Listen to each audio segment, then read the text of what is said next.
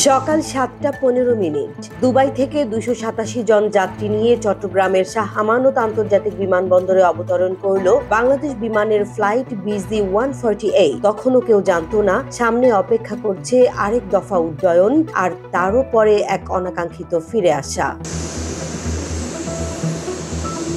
সকাল ৮টা ৩৭ বিমানটি ঢাকার উদ্দেশ্যে আকাশে পাখা মেলে, কিন্তু আকাশ যাত্রা দীর্ঘ হলো না। মাঝ আকাশে দেখা দিল যান্ত্রিক ত্রুটি, নীরব এক অদৃশ্য সংকেত, যার শব্দ শুধু বিমানের ককপিটে প্রতিধ্বনিত হলো। পাইলটের তাৎক্ষণিক বিচক্ষণতায় সিদ্ধান্ত হয় ফিরে যাওয়ার। ৮টা ৫৮ বিমানটি পুনরায় অবতরণ করে শাহ আমানত আন্তর্জাতিক বিমানবন্দরে। তখনও ভেতরে ২৮৭টি বুক কাঁপছে, মনের মধ্যে দুশ্চিন্তার ঝড়।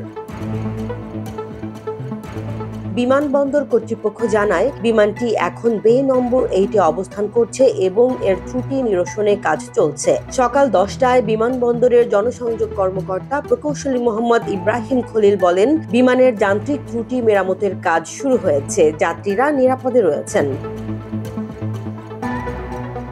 আসার কথা, কোনো প্রাণহানি বা ক্ষয়ক্ষতি হয়নি। তবে এ ঘটনা আবারও চোখে আঙুল দিয়ে দেখিয়ে দিল, যান্ত্রিক নির্ভরতার যুগে আকাশযাত্রা যতই আধুনিক হোক না কেন, প্রতিটি ফ্লাইটই এক একটি ভরসার পরীক্ষা।